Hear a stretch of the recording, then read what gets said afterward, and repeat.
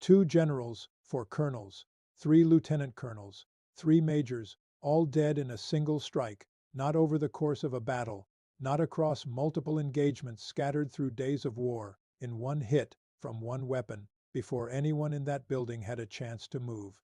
This is not a statistic. This is the highest single strike officer casualty toll the United States military has suffered in decades, and the weapon that produced it did not come from a conventional ballistic trajectory. It did not follow a path that any radar system was designed to predict. It came in at Mach 13, it maneuvered, and it arrived before the sirens could finish their first cycle. The weapon was Iran's Fattah II, and what happened in that moment did not just kill 12 American officers. It exposed something far more troubling about where the United States now stands in a war it did not fully anticipate fighting at this intensity. To understand the significance of what occurred, you need to understand where this conflict started and how fast it escalated beyond what the planning documents assumed was possible. On February 28, 2026, the United States and Israel launched coordinated strikes against Iran under Operation Epic Fury. The stated objective was the dismantling of Iran's nuclear infrastructure and the degradation of its advanced missile capabilities. The operation was framed publicly as surgical, precise, and strategically calculated. What nobody said out loud was that it was also a race against time, because Iran had weapons in its arsenal that, if used in volume, would rewrite the operational assumptions of every base, every command center, and every forward deployed American unit in the region. Within hours of the first US and Israeli strikes, Iran's Islamic Revolutionary Guard Corps launched its counter-response. The early waves were deliberate, not chaotic. Iran began with lower-tier ballistic missiles, hundreds of them, launched in successive barrages across the Gulf. The logic was not random destruction, it was calculated. Attrition forced the American Patriot batteries to fire, make them spend interceptors, drain the magazines before the more consequential weapons arrived. That pattern should have triggered immediate alarm. It did not produce a sufficient response. By March 1st, the first Fattah was already in the air. Iranian state media confirmed that the original Fattah, equipped with a maneuverable re-entry vehicle, had been launched as part of the 11th wave of strikes. The IRG stated at the time that it had penetrated Israel's multi-layered air defense network. They called it the beginning of the end of the mythical missile defense shield. They were being precise, not theatrical. And then came the Fattah II. The Fattah II is not simply a faster version of the Fattah I. It is architecturally different. The original Fattah uses a maneuverable re-entry vehicle, which is capable of limited course corrections during descent. It complicates interception, but it still follows a broadly predictable atmospheric entry. The Fattah II does not. It carries a hypersonic glide vehicle, a fundamentally distinct payload class that does not fall toward its target. It glides, it maneuvers laterally and in pitch. It can sustain atmospheric skip-glide flight across its entire terminal phase. It approaches from directions that do not correspond to its launch trajectory. Iran unveiled the Fattah II in November 2023. At the time, Western analysts debated its precise classification, whether it constituted a true hypersonic glide vehicle or an enhanced maneuverable re-entry vehicle remained contested. Some assessments argued that Iran had not yet conducted enough documented flight tests to validate the highest performance claims.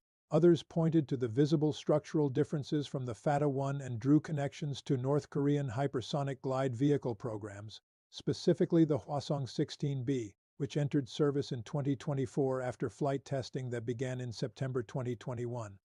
What the debate missed was the operational timeline.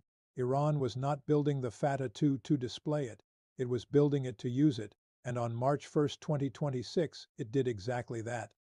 When the Fattah II launches, a solid fuel booster ignites and accelerates the vehicle to hypersonic velocity within seconds. That first stage burns hard, then separates. What remains is the hypersonic glide vehicle itself, now traveling at speeds between Mach 13 and Mach 15, roughly 18,000 kilometers per hour. At that velocity, a target 1,400 kilometers away is reached in under 6 minutes. In those 6 minutes, a Patriot battery must detect the launch, classify the trajectory, determine an intercept point, achieve a firing solution, launch interceptors, and guide them to a target that is simultaneously changing course. The math does not work. not against a maneuvering hypersonic glide vehicle, not with current interceptor technology. The Patriot system was designed for ballistic missiles and cruise missiles. It operates on the principle of flying faster than the threat against conventional ballistic trajectories. That principle holds against a vehicle traveling at Mach 15 and maneuvering laterally during terminal descent. It does not. The intercept velocity required to catch a Mach 10 target would demand a defense system moving at Mach 30 in the atmosphere. With the friction forces involved, that is not achievable. This is not analysis from critics of the program. This is the assessment of Yuval Baseski, Vice President of Rafael Advanced Defense Systems, the company that builds Israel's primary missile defense architecture. He said it in August 2025. He said it publicly. He compared trying to intercept a hypersonic missile with a single interceptor to assigning one basketball player to defend LeBron James. You will not stop it.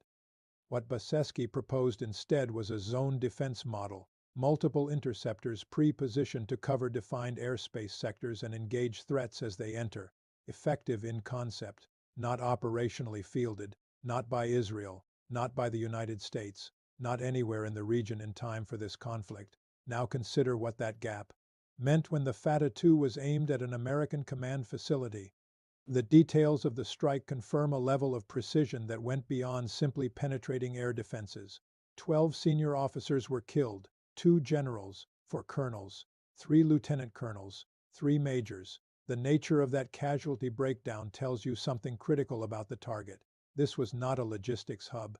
This was not a supply depot. The rank concentration indicates a forward command center, an operational headquarters where decision-makers were co-located. A node, strike that node, and you do not just kill 12 people. You remove the command layer that coordinates battlefield operations across an entire theater. That is exactly what the Fattah II was designed to find and destroy. The precision guidance integrated into its glide vehicle, combining inertial navigation with preloaded terrain and trajectory shaping, allows it to strike hardened structures with a degree of accuracy that conventional ballistic missiles cannot match at the same speed. The warhead penetrates before the defense system can confirm whether the inbound contact is a threat or a false return. This was not the only time the Fattah II demonstrated this capability during the conflict. Earlier, on March 4, Iranian strikes using the Fattah II against an Israeli Defense Forces command center killed 7 senior IDF officers.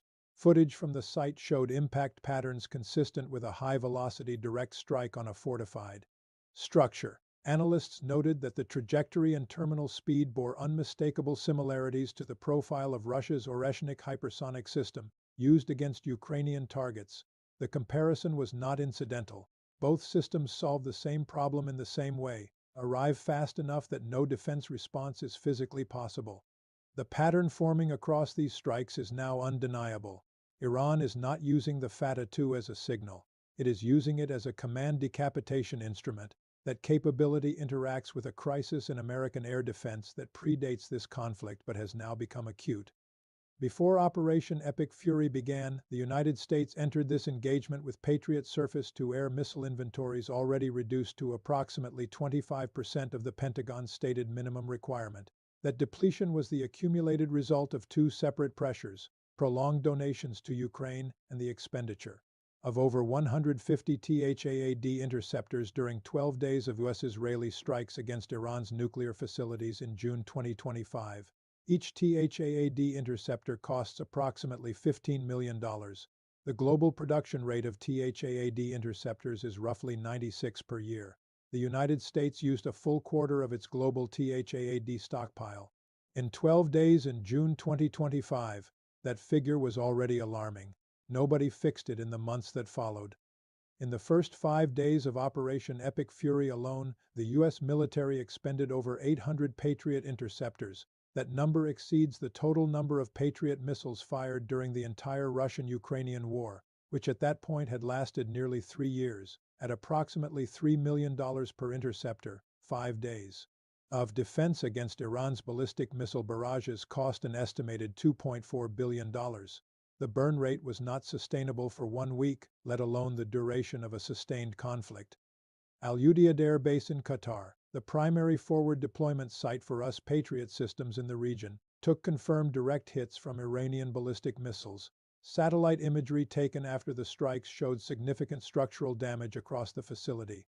Video footage circulated showing Patriot interceptors launching from the base and failing to reach their targets. The missiles passed through the defensive envelope. They landed. The system that was supposed to stop them spent $12 million in those seconds and produced no result. Two anti-P2 radar systems, which form the sensor backbone of THAAD batteries, were destroyed in Iranian strikes.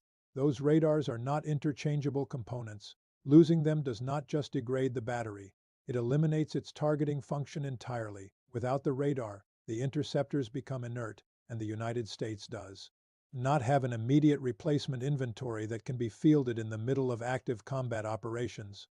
The response to these shortages has been two strip defenses from elsewhere. Patriot batteries are being withdrawn from South Korea, transported by US Air Force C-17s from Osan Air Force Base, and repositioned toward the Middle East theater. The strategic logic is understandable. The strategic cost is severe. South Korea sits within range of North Korean ballistic and hypersonic missiles. Its defensive architecture depends on the Patriot systems now being physically removed from the peninsula to compensate for losses Iran has forced. The redeployment solves one problem by creating another in a different theater. The global response to these developments has been measured in tone and sharp in implication. China's official position on the US-Iran conflict is described as objective and impartial. Beijing has not broken from that framing. But Chinese military analysts observing the performance of US missile defense systems against Iranian hypersonic weapons have noted publicly that the engagements confirm earlier assessments about the fundamental limitations of Patriot and THAAD against maneuvering hypersonic targets. That is not a neutral academic observation. China has its own hypersonic glide vehicle programs, more advanced and more numerous than Iran's. What Iran has demonstrated in combat, China has documented. China's calculation regarding Taiwan, regarding the South China Sea, regarding any future confrontation with US naval and air assets, now incorporates verified data points about how American air defenses perform against the class of weapons Beijing has been fielding for years. Russia's response has been diplomatic in public and instructive in private. The Kremlin has described the conflict as one that should never have been initiated. Sergei Lavrov stated that he saw no evidence Tehran was pursuing nuclear weapons, but the more consequential Russian perspective is institutional. Russia has watched its own Oreshnik hypersonic system be compared favorably by independent analysts to the Fattah 2E's terminal behavior. Both systems produce similar impact signatures. Both operate beyond the intercept threshold of current Western defensive architecture. For Russia, the Iranian conflict has functioned as a public validation exercise for an entire class of weapons that NATO's planning structure has not yet found a credible answer to. The United States now faces a convergence of pressures that the opening assumptions of Operation Epic Fury did not account for. The interceptor stockpile is depleted. Radar infrastructure has been degraded. A command facility was struck and 12 senior officers were killed in a single hypersonic event. The weapon responsible cannot be reliably intercepted with systems currently deployed, and the adversary that used it has made clear, through the sequential escalation of its strike packages, that the Fattah 2 is not the ceiling of its capability, it is the current threshold. What the Fattah 2 killing 12 American officers in one strike represents is not simply a battlefield loss. It represents a capabilities crossover. Iran has demonstrated that it can penetrate American protected airspace, strike a high-value command node with precision at hypersonic velocity, and remove an entire tier of operational leadership in seconds. The defense systems tasked with preventing exactly that outcome failed, not because the crews operating them were inadequate, but because the geometry of the engagement, the speed, the maneuverability, the compressed decision window, exceeded what those systems were designed to handle. The Fattah 2 is not new. It was unveiled more than 2 years before it was first used in combat.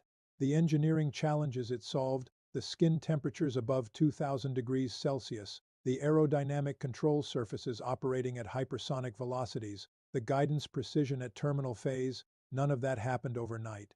Iran built this capability systematically, in full view of Western intelligence over years, and when the moment came, it worked. The question that has no comfortable answer right now is not whether the United States can rebuild its interceptor stockpile. It can, eventually, at significant cost and over significant time.